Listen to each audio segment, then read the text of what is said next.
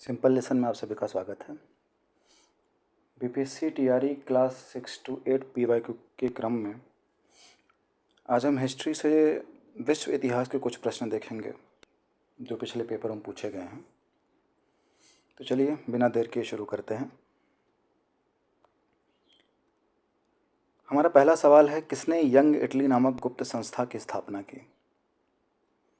Options हैं Garibaldi, मैज़नी, Emmanuel second, एक से अधिक और कोई नहीं। यंग इटली नामक संस्था की स्थापना मैज़नी ने की थी, यानी ऑप्शन बी करेक्ट हो जाएगा। दूसरा प्रश्न है, राष्ट्रसंघ के दायित्वों को निभाने के लिए किस पैक्ट में विभिन्न देशों ने मिलकर यह घोषित किया कि युद्ध को राष्ट्रीय नीति का उपकरण न बनाया जाए? ऑप्शन ए लघु मैत्री संधि, option B Kellogg Briand pact, option C Paris शांति समझौता, डी एक से अधिक, ई कोई नहीं। तो यह जो पैक्ट हुआ था जिसमें कि युद्ध को राष्ट्रीय नीति का उपकरण न बनाया जाए यह घोषित किया गया, ये कैलॉग ब्रिएंड पैक्ट था, यानी ऑप्शन बी करेक्ट हो जाएगा। यह पैक्ट 27 अगस्त 1928 को हुआ था।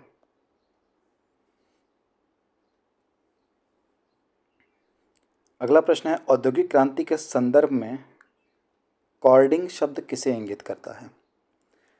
ए लंकाशायर के शहरों में बने विशिष्ट वस्त्रों को, बी वस्तुओं के आदान प्रदान को, सी उस प्रक्रिया को जिसमें कपास से ऊन की कताई की जाती है, डी एक से अधिक, ई कोई नहीं। सही उत्तर हो जाएगा ऑप्शन सी, उस प्रक्रिया को जिसमें कपास से ऊन की कताई की जाती है उसे कॉर्डिंग कहते हैं। चौथा प्रश्न, संयुक्त राष्ट्र संघ यानी यूएनओ के संविधान चार्टर में कुल कितने अनुच्छेद एवं अध्याय हैं? ऑप्शन हैं 115 अनुच्छेद तथा 25 अध्याय, 110 अनुच्छेद तथा 20 अध्याय, 111 अनुच्छेद तथा 19 अध्याय, एक से अधिक और कोई नहीं। सही उत्तर हो जाएगा ऑप्शन सी, यानी 111 अनुच्छेद तथा 19 अध्याय संयुक्त राष्ट्र संघ के संविधान चार्टर में हैं। अगला प्रश्न है, ब्रेटन वुड्स सम्मेलन का मुख्य उद्देश्य था? द्वितीय विश्व युद्ध से उपजी आर्थिक मंदी को कम करना, औद्योगिक विश्व में आर्थिक स्थिरता एवं पूर्ण रोजगार, विश्व व्यापार संगठन के माध्यम से वैश्विक आर्थिक स्थिरता लाना, एक से अधिक और कोई नहीं। तो इसका सही उत्तर हो जाएगा ऑप्शन डी, एक से अधिक। ये तीनों ऑप्शन करेक्ट हैं, ऑप्शन ए, बी और सी, ये तीनों इसके मुख्य उद्देश्य थे, तो ऑप्शन डी करेक्ट होगा। ब्रेटन वुड्स सम्मेलन को ऑफिशियली जो है यानी औपचारिक तौर पर संयुक्त राष्ट्र मौद्रिक एवं वित्तीय सम्मेलन कहते हैं। यह 1 जुलाई से 22 जुलाई 1944 के बीच हुआ था और इसमें 44 मित्र देश शामिल थे। अगला प्रश्न है, चीनी लोक गणराज्य की स्थापना किस वर्ष हुई थी? ऑप्शंस हमारे पास हैं 1948, 1910, 1912, एक से अधिक और कोई नहीं। चीनी लोक गणराज्य की स्थापना किस वर्ष हुई थी? इसकी स्थापना हुई थी 1 अक्टूबर 1949 को। तो सही उत्तर हो जाएगा ऑप्शन ई, इनमें से कोई नहीं, क्योंकि 1949 का ऑप्शन है नहीं। इनमें से कौन अंतर्राष्ट्रीय न्यायालय में प्रथम भारतीय न्यायाधीश था? ऑप्शन है doctor Dalveer Singh Bhandari, doctor Nagendra Singh, B N. Rao, एक से अधिक और कोई नहीं। इसका सही उत्तर होगा डॉक्टर नागेंद्र सिंह, जो कि सबसे पहले शामिल हुए थे अंतर्राष्ट्रीय न्यायालय में। वैसे तो तीनों शामिल हुए थे, डॉक्टर दलवीर सिंह भंडारी, नागेंद्र सिंह, बी.एन. राव, ये तीनों लोग शामिल हुए थे अंतर्राष्ट्रीय न्यायालय में, लेकिन सबसे पहले नागेंद्र सिंह हुए थे। लेकिन यहाँ पर पॉइंट ये है कि पीपीएससी ने यानी आयोग ने इसका उत्तर जो है वो बी.एन. राव को माना है। तो आप सब लोग बी.एन. राव लगाइएगा बीपीएससी के पेपर में। वैसे डॉक्टर नागेंद्र सिंह सही उत्तर है। अगला प्रश्न है, कौन से यूरोपीय देशों में भौगोलिक खोज प्रारंभ की जिससे अमेरिका, एशिया एवं अफ्रीका का औपनिवेशिक करण प्रारंभ हुआ? ऑप्शंस हैं जर्मनी एवं इटली, पुर्तगाल एवं स्पेन, फ्रांस एवं इंग्लैंड, एक से अधिक और कोई नहीं। सही उत्तर हो जाएगा पुर्तगाल एवं स्पेन। सबसे पहले पुर्तगाल और स्पेन ने भौगोलिक खोजें प्रारंभ की थी, उसके बाद बाकी देश उसमें जुड़े, फ्रांस और इंग्लैंड जैसे भी देश उसमें शामिल हो गए। प्रारंभिक भौगोलिक खोजों का परंपरागत मत क्या है? ऑप्शन है ईसाई धर्म का प्रचार, आर्थिक कारण, नए क्षेत्र की खोज, एक से अधिक और कोई नहीं। तो प्रारंभिक भौगोलिक खोजों का परंपरागत मत में ये तीनों शामिल होंगे। ईसाई धर्म का प्रचार भी शामिल था, आर्थिक कारण भी था, व्यापार बढ़ाना था अपना, नए क्षेत्रों की खोज भी एक कारण था। तो सही उत्तर हो जाएगा ऑप्शन डी, यानी उपयुक्त में से एक से अधिक। 10वां प्रश्न है कि बोस्टन टी पार्टी की घटना कब हुई? बोस्टन टी पार्टी की घटना कब हुई? ऑप्शन है 1773, 1775, 1777, एक से अधिक और कोई नहीं। सही उत्तर हो जाएगा 1773। 1773 में बोस्टन टी पार्टी की घटना हुई। तारीख था 16 दिसंबर। बोस्टन टी पार्टी अमेरिका क्रांति से जुड़ी हुई एक बहुत ही महत्वपूर्ण घटना है। इस पर अक्सर प्रश्न पूछा जाता है। अमेरिकी स्वतंत्रता की उद्घोषणा किसने लिखी? डिक्लेरेशन ऑफ इंडिपेंडेंस अमेरिका का किसने लिखा? ऑप्शन है Abraham Lincoln, Thomas Jefferson, Robert Lee, एक से अधिक और कोई नहीं। सही उत्तर हो जाएगा थॉमस जेफरसन। इन्होंने अमेरिकी स्वतंत्रता की उद्घोषणा लिखी है।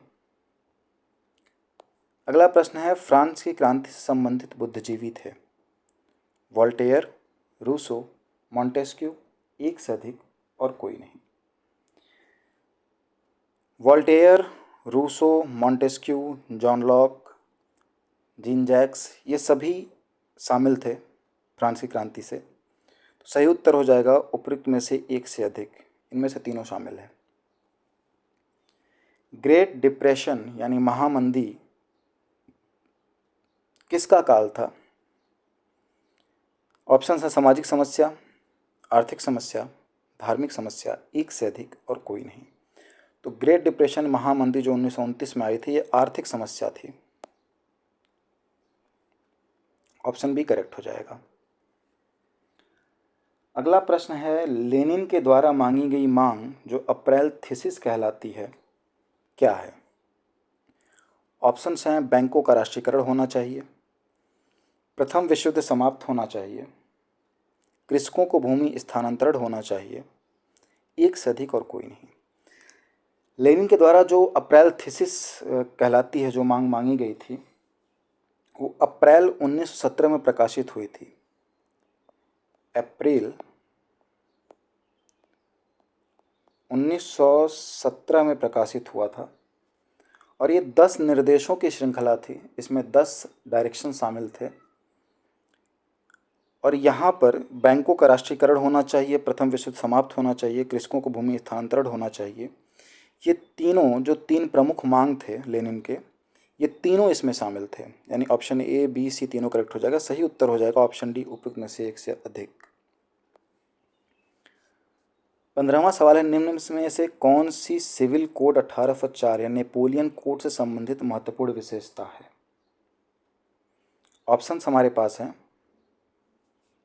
जन्म के आधार पर भेदभाव की समाप्ति, संपत्ति का अधिकार, विधिक समानता, एक से अधिक और कोई नहीं। सही उत्तर हो जाएगा ऑप्शन डी, क्योंकि ये तीनों करेक्ट हो जाएंगे। किस वर्ष रूसी बोल्शेविक पार्टी को संविधान सभा में बहुमत न मिलने पर असेंबली ने यह तर्क देते हुए कि अनिश्चित परिस्थितियों में चुनी गई असेंबली के मुकाबले अखिल रूसी सोवियत कांग्रेस कहीं ज़्यादा लोकतांत्रिक संस्था है, उनके प्रस्तावों को ठुकरा दिया? ऑप्शन है 1918, 1919, 1917, एक से अधिक और कोई नहीं। ये सवाल इतना लंबा ना होकर अगर सिर्फ इतना रहता कि किस वर्ष रूसी बोल्शेविक पार्टी को बहुमत नहीं मिला, तो भी यस इसका उत्तर वही होता जो इस प्रश्न पर होगा। सही ऑप्शन होगा 1917, यानी ऑप्शन सी करेक्ट होगा। जर्मनी में नाजी यूथ लीग का गठन कब किया गया था? ऑप्शन है 1922, 1923, 1921, एक से अधिक और कोई नहीं। सही उत्तर हो जाएगा 1922। नाजी लीग का गठन 1922 ईस्वी में हुआ था। अगला प्रश्न है, किसने फांसीवाद से प्रभावित होकर प्रथम विश्व युद्ध के बाद इंग्लैंड की संसद तथा यहूदियों के विरुद्ध प्रचार किया और काली कुर्ती वाले एक दल का गठन किया? ऑप्शंस हैं ओसवाल्ड मोजले, बेजंती, सैको, एक से अधिक और कोई नहीं। सही उत्तर हो जाएगा ऑप्शन ए, ओसवाल्ड मोजले। अगला प्रश्न है, फ्रांस के इतिहास में प्रथम बार एक सोशलिस्ट नेता लियो ब्लूम को प्रधानमंत्री बनने का सौभाग्य प्राप्त हुआ, किंतु शीघ्र ही उन्हें त्यागपत्र देना पड़ा, क्यों? ऑप्शन है रेडिकल सोशलिस्ट नेता शोतेम्प के षड्यंत्रों के कारण, फ्रांस में हुए गृह युद्ध के कारण, देश की बिगड़ी हुई आर्थिक स्थिति के कारण, एक से अधिक और कोई नहीं। लियो ब्लूम जो सोशलिस्ट नेता थे वो प्रधानमंत्री बने थे 1936 ईस्वी में, और इन्हें त्यागपत्र देना पड़ा था क्योंकि देश में आर्थिक सुधार करने के लिए इन्हें सीनेट की अनुमति नहीं मिली, जो वहाँ का मंत्रिमंडल था उसकी अनुमति नहीं मिली थी, और देश की आर्थिक स्थिति बहुत खराब थी, इसलिए इन्हें त्यागपत्र देना पड़ा था। तो सही उत्तर हो जाएगा ऑप्शन सी, देश की बिगड़ी हुई आर्थिक स्थिति के कारण। अगला प्रश्न है, जर्मनी के एकीकरण के बाद बिस्मार्क ने रक्त एवं लौह की नीति का परित्याग कर कौन सी नीति अपनाई थी? शांति एवं निर्माण की नीति, शक्कर एवं बेर की नीति, ये बेर है, बेर की नीति, ब्लू पॉलिसी, एक से अधिक और कोई नहीं। सही उत्तर हो जाएगा शांति एवं निर्माण की नीति। जर्मनी का जब एकीकरण हो गया तो बिस्मार्क ने रक्त एवं लौह की नीति का परित्याग किया और जर्मनी को विकास की ओर ले जाने के लिए शांति एवं निर्माण की नीति अपना ली, जहां युद्ध से दूरी बना के रखा था जर्मनी ने। 1904 में हुए हार्दिक समझौते में कौन सा देश शामिल था? 1904 में जो हार्दिक समझौता हुआ था उसमें कौन सा देश शामिल था? ऑप्शन हैं फ्रांस, इंग्लैंड, इटली, एक से अधिक और कोई नहीं। 1904 में जो हार्दिक समझौता हुआ था उसे कहते हैं एंटेटे कार्डियल, एंटेंटे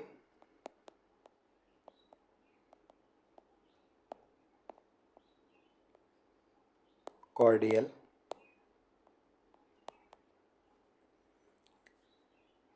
इसमें शामिल जो देश थे वो इंग्लैंड और फ्रांस थे, यानी ऑप्शन डी करेक्ट हो जाएगा, उपयुक्त में से एक से अधिक।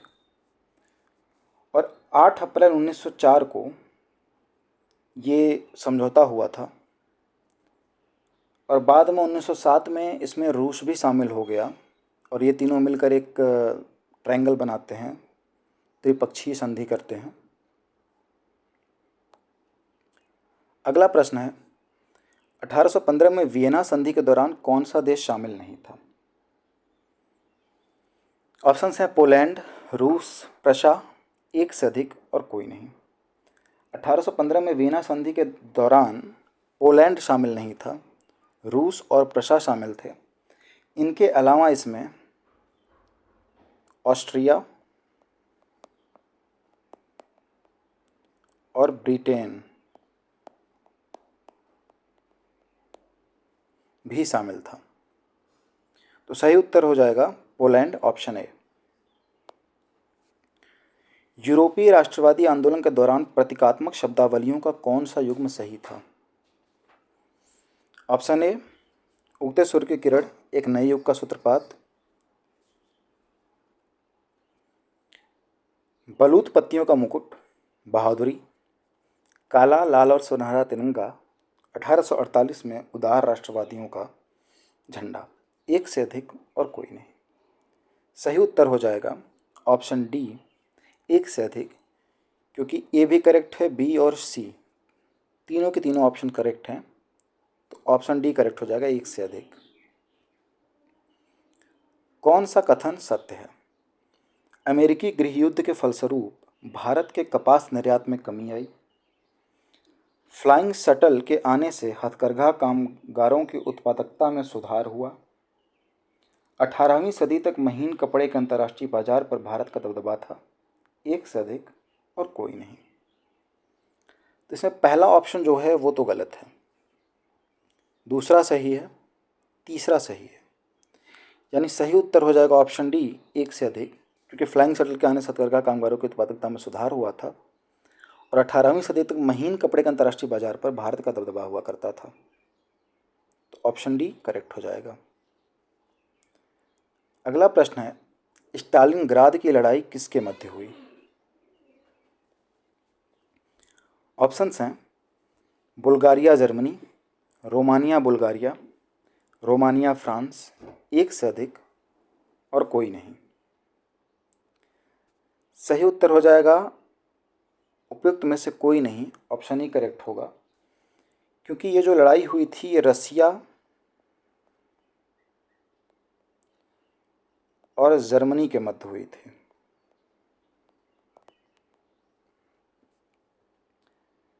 स्टालिनग्राद की लड़ाई 17 जुलाई 1942 से 2 फरवरी 1943 के मध्य हुई थी। अगला प्रश्न है, बेला चमेली क्रांति का संबंध किस देश से है? ऑप्शन है मिस्र, हांगकांग, चीन, एक से अधिक और कोई नहीं। सही उत्तर हो जाएगा उपयुक्त में से कोई नहीं, क्योंकि बेला चमेली क्रांति का यानी जैस्मिन रेवोल्यूशन का संबंध जो है वो ट्यूनीशिया से है। ट्यूनीशिया नाम का एक देश है मिस्र के बगल में, उस देश से संबंध है। तो सही उत्तर हो जाएगा ऑप्शन ई, इनमें से कोई नहीं। रोम चलो का नारा किसने दिया था? ऑप्शन हैं मुसोलिनी, जनरल फ्रैंको, हिटलर, एक से अधिक और कोई नहीं। रोम चलो का नारा मुसोलिनी ने दिया था। मुसोलिनी का मार्च टू रोम बहुत फेमस है। अगला सवाल है, संयुक्त राष्ट्र संघ के संस्थापक सदस्य देशों की संख्या कितनी थी? ऑप्शन है 50, 52, 51, एक से अधिक और कोई नहीं। तो संयुक्त राष्ट्र संघ के संस्थापक सदस्य देशों की संख्या 51 थी। पहले 50 थी, फिर कुछ दिन बाद इसमें पोलैंड शामिल हो जाता है, तो टोटल संख्या 51 हो जाती है। और इसकी स्थापना जो हुई थी 24 अक्टूबर 1945 को हुई थी। अगला प्रश्न है, रूस में नई आर्थिक नीति लागू करने का श्रेय किसे दिया जाता है? तभी हमने पिछले प्रश्न में पढ़ा था अप्रैल थीसिस के बारे में, जहाँ पर बैंकों का राष्ट्रीयकरण, किसानों को जमीन हस्तांतरण और बहुत सारे सुधारों की बात होती है। 10 निर्देश थे उसमें, तो वो लेनिन ने दिया था। तो यहाँ पे सही उत्तर हो जाएगा लेनिन, ऑप्शन बी करेक्ट होगा। अगला प्रश्न है, किस घटना से यह सिद्धांत निष्प्रभावी हो गया कि पूर्ति अपनी मांग स्वयं पैदा कर लेती है? तो ग्रेट डिप्रेशन जिसको कहते हैं, यानी विश्व आर्थिक महामंदी जो 1929 में आई थी, वो यह घटना थी जहाँ पर जेबीसी द्वारा यह जो कथन दिया गया था पूर्ति अपनी मांग स्वयं पैदा कर लेती है, यह निष्प्रभावी हो गई, क्योंकि सप्लाई तो थी पर डिमांड कहीं थी ही नहीं, इतनी ज़्यादा मंदी आ गई थी। तो सही उत्तर हो जाएगा ऑप्शन सी, 1929 के विश्व आर्थिक महामंदी के कारण। अगला प्रश्न है, ब्रिटेन में कृषि क्रांति के शिल्पकार के रूप में जाने जाते थे। ऑप्शंस हैं Jethro Tull, Lord Townshend, Robert Weston, एक से अधिक और कोई नहीं। सही उत्तर हो जाएगा ऑप्शन डी, एक से अधिक, क्योंकि Jethro Tull, Lord Townshend, Robert Weston तीनों जो थे वो कृषि क्रांति के शिल्पकार के रूप में जाने जाते हैं ब्रिटेन में। प्रथम विश्व युद्ध कब लड़ा गया? 1914 से 18, 1911 से 14, 1901 से 5, एक से अधिक और कोई नहीं। सही उत्तर हो जाएगा ऑप्शन ए, 1914 से 18। अगला प्रश्न है कि इनमें से कौन पेरिस शांति सम्मेलन के बड़े 4 परिषदों का सदस्य था? Option A Woodrow Wilson, B Orlando, C Lloyd George, D एक से अधिक, ई कोई नहीं। सही उत्तर हो जाएगा ऑप्शन डी, एक से अधिक, क्योंकि वुड्रो विल्सन, ऑरलैंडो और लॉयड जॉर्ज तीनों शामिल थे। वुड्रो विल्सन अमेरिका का प्रतिनिधित्व कर रहा था, प्रधानमंत्री था। लॉयड जॉर्ज ब्रिटेन का, विटोरियो इमैनुअल ऑरलैंडो, ये इटली का था। और इसके अलावा चौथा सदस्य जो इसमें होता था वो जॉर्जेस क्लेमेंसो था, जो कि फ्रांस का प्रधानमंत्री था। अगला प्रश्न है, इटली में पुनर्जागरण ने किस भाषा एवं साहित्य में रुचि जागृत किया? ऑप्शन है अंग्रेजी एवं फ्रेंच, संस्कृत एवं उर्दू, लैटिन एवं ग्रीक, एक से अधिक और कोई नहीं। अंग्रेजी और फ्रेंच ये इंग्लैंड और फ्रांस की भाषा थी। संस्कृत और उर्दू ये भारत और भारतीय उपमहाद्वीप में बोली जाने वाली भाषा थी। तो लैटिन एवं ग्रीक ये इटली की भाषा है। तो सही उत्तर हो जाएगा ऑप्शन सी, लैटिन एवं ग्रीक। 17वीं 18वीं शताब्दी की फ्रांस की सामाजिक संरचना विभक्त थी। फ्रांस की सामाजिक संरचना विभक्त थी। ऑप्शंस हैं 4 स्टेट में, 2 स्टेट में, 3 स्टेट में, एक से अधिक और कोई नहीं। सही उत्तर हो जाएगा ऑप्शन सी, 3 स्टेट में। पहला स्टेट था पादरी का, जिसे कि प्रिस्ट कहते थे, पादरी। दूसरा कुलीन वर्ग था, कुलीन स्टेट होता था, नोबल्स। और तीसरा था जिसे आम या किसान कहते थे, किसान वर्ग, यानी कॉमनर्स का। तो प्रीस्ट, नोबल्स और कॉमनर्स, ये 3 स्टेट में फ्रांस की सामाजिक संरचना विभक्त थी। अगला प्रश्न है, प्रथम विश्व युद्ध के पश्चात हस्ताक्षरित वर्साय की संधि ने जर्मनी को तबाह कर दिया क्योंकि क्षतिपूर्ति की राशि अत्यधिक थी, इसे असैन्यीकरण कर दिया गया था, जर्मनी ने उपनिवेश खो दिए थे, एक से अधिक और कोई नहीं। इसमें ऑप्शन ए भी करेक्ट है, बी भी करेक्ट है और सी भी करेक्ट है। जर्मनी के ऊपर क्षतिपूर्ति की राशि बहुत ज़्यादा लाद दी गई थी। जर्मनी को सेना रखने से बाध्य कर दिया गया था, जर्मनी सेना नहीं रख सकती थी बहुत ज़्यादा। जर्मनी के सारे उपनिवेश जीते हुए देशों ने अपने आपस में बांट लिए थे।